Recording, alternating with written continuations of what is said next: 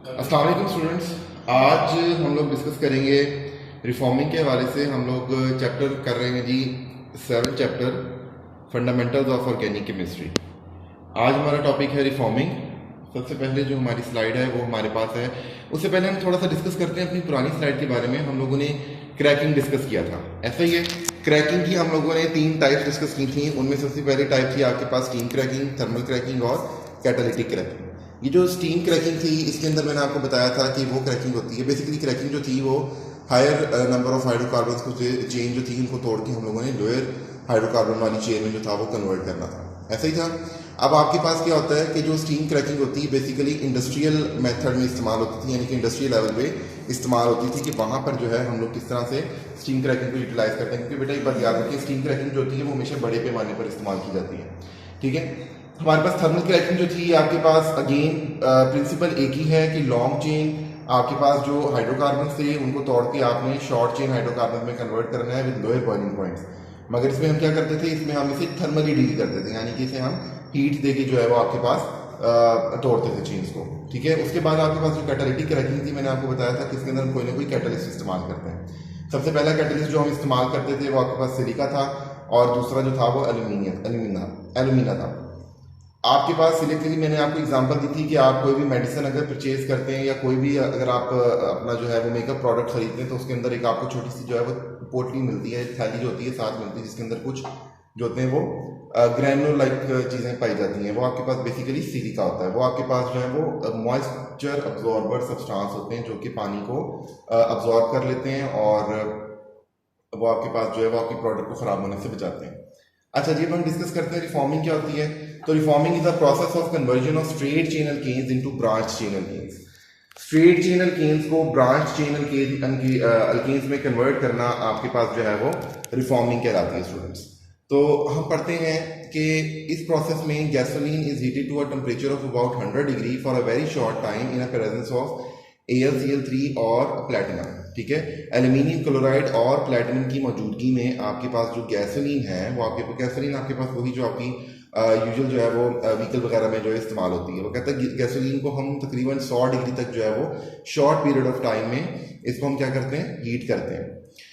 Pressure जो है वो 28 से 50 एटमोसफेयर तक मेंटेन किया जाता है इस तरह से कि कोई भी मॉलिक्यूल जो है वो क्रैक ना हो, but are reformed by the isomerisation. Isomerisation क्या होती है, इस चैप्टर में जब हमने स्टार्ट में ऑर्गेनिक का फंडामेंटल स्टार्ट किया था चैप्टर नंबर 7, तो इसमें हमने कुछ peculiar behaviour of organic compound discuss किया था। उसके अंदर आइसोमराइजेशन भी एक इसकी प्रॉपर्टी थी।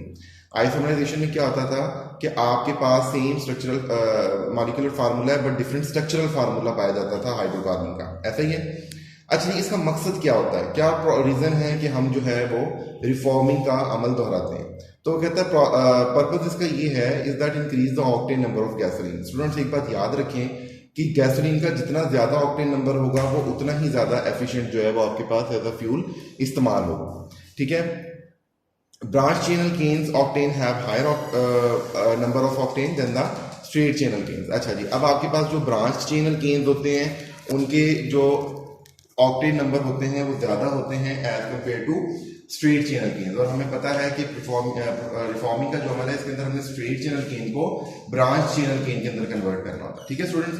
नेक्स्ट स्लाइड पे जाते हैं जी, एग्जांपल देख लेते हैं। आइसोऑक्टेन की आपके पास एग्जांपल है, यही एग्जैक्ट एग्जांपल आपके पास आपकी बुक में मेंशन होगी। इसके अंदर हमने नंबर एन ऑक्टेन का मतलब होता है एक स्ट्रेट चेन है, हमें नहीं पता उसके अंदर जो है वो कोई ब्रांच जो है वो फिलहाल मौजूद नहीं है, ठीक है। आपके पास CH3 और CH2 जो है यानी कि आपके पास जो यूनिट है वो 6 टाइम रिपीट होगा। इसको हमने ब्रैकेट में लिखी और उसके बाहर जो है हमने 6 मेंशन कर दिया है और एंड पे फिर CH3 है, क्योंकि कार्बन ने रिमेंबर के अपनी 4 वैलेंसी पूरी करनी होती है। तो एक कार्बन 3 हाइड्रोजन के साथ और एक बॉन्ड जो है वो दूसरे कार्बन के साथ बना रहे हैं। यहाँ पे हीट करना है और किसी भी कैटलिस्ट, अब कैटलिस्ट जो था हमने पिछली स्लाइड में पढ़ा कि कौन सा कैटलिस्ट था, हमने पढ़ा एल्यूमिनियम क्लोराइड या प्लैटिनम, इन दोनों में से कोई सा भी जो है वो आपने कैटलिस्ट इस्तेमाल करना है। उसकी मौजूदगी में रिएक्शन होगा और आपके पास 2,2,4 ट्राईमिथाइल पेंटेन बनेगा, ठीक है। अब ये 2,2,4 ट्राईमिथाइल पेंटेन जो है इसका कॉमन नेम आपके पास है आइसोऑक्टेन। अब इसमें क्या होता है कि हम देखें कि यहाँ पे आपके पास स्ट्रेट चेन था, इसको हमने एल्यूमिनियम क्लोराइड या प्लैटिनम की मौजूदगी में इसको जब हीट किया था वो आपके पास 2,2,4 ट्राईमिथाइल पेंटेन बना। अब ये 2,2,4 किस तरह इसको नाम दिया गया, तो आपने जो है वो जहाँ पर आपके पास जो ब्रांच होती है मेंशन, जिस तरह यहाँ पे CH3 और यहाँ पे भी CH3 है, तो आपने वहां से नंबरिंग स्टार्ट करनी है जहां पर आपके पास जो है ज़्यादा करीब हो। तो यहाँ से हम नंबरिंग स्टार्ट करेंगे इस लॉन्ग चेन को 1 2 3 4 और 5। तो बेसिकली आपके पास ये कितने हैं, 5 कार्बन है। तो पहली बात तो ये डिसाइड होगी कि इसका नाम हो गया पेंटीन।